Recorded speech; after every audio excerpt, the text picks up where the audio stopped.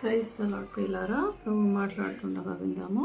యేసు ప్రభు ఈ లోకంలో ఉన్నప్పుడు ఆయన తన శిష్యులకు తన జీవితాన్ని ఒక ఎగ్జాంపుల్గా చూపించాడు. ఆయన ప్రతి నిమిషం ప్రతి గడియ ఆయన దేవుని సేవలోనే ఉన్నాడు.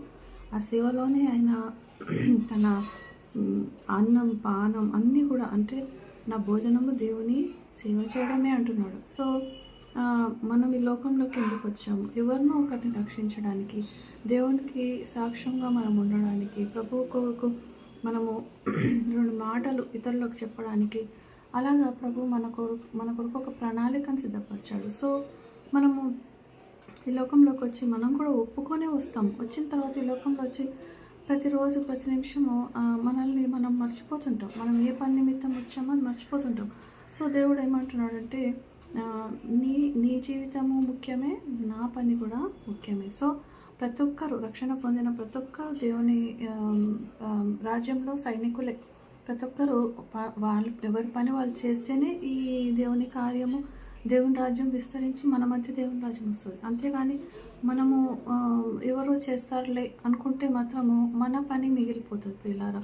ఒకవేళ మనం ఒక ఆత్మను రక్షించాలని, ప్రభు సాక్ష్యం చెప్పాలని దేవుని చిత్తంలో ఉంటే, ఒకవేళ మనం అక్కడికి వెళ్ళకపోతే, లేకపోతే ఆ ఆత్మను మనం దర్శించకపోతే, ఆ ఆత్మ భారం మనదే ప్రియులారా. సో మనకి తెలియదు, ఎవరిని ఎప్పుడు ఎలా మనం ఇచ్చేయాలో తెలియదు. కాబట్టి అందుకే దేవుడు ఎల్లప్పుడూ సువార్త అనే సిద్ధ మనసుని జోడులు అంటే చెప్పులు వేసుకొని ఉండాలి. ఎప్పుడు సిద్ధ మనసుగా ఉండి ఎవరికి వాక్యం చెప్పాలి, ఎవరికి సాక్ష్యం చెప్పాలి, దేవుడు ఎప్పుడు ఛాన్స్ ఇస్తాడు అని మనం ఎప్పుడు 1000 కళ్ళతో చూస్తూ ఉండాలి. అటెంటివ్గా ఉండాలి మన లైఫ్లో. సో దేవుడు ఎవరినైనా సడన్గా మన ముందు పెట్టగానే మనం వెంటనే ఏం చేయాలి? వాక్యంతో స్టార్ట్ చేసేసేయాలి. సో అలా చేయడం ద్వారా మనకేమవుతుందంటే, దేవుని కృప ప్రణాళిక మన విషయంలో నెరవేరుతుంది. తర్వాత ఒకవేళ మనకి చెప్పకుండా వెళ్ళినట్టయితే ఆ ఆత్మ మనల్ని దర్శించి మనం దాటి వెళ్ళిపోతే మళ్ళీ మనకు కలవకపోవచ్చు. చూడండి, ప్రయాణాల్లో ఉంటే మన పక్కనే కూర్చున్నారు అనుకోండి, లేకపోతే ఎక్కడన్నా స్టేషన్లో కలిసామనుకోండి, మళ్ళీ కలుస్తారా? కలవరు. కానీ ఆ సమయంలో మనం రెస్పాండ్ కాకపోతే ఏమవుతుంది?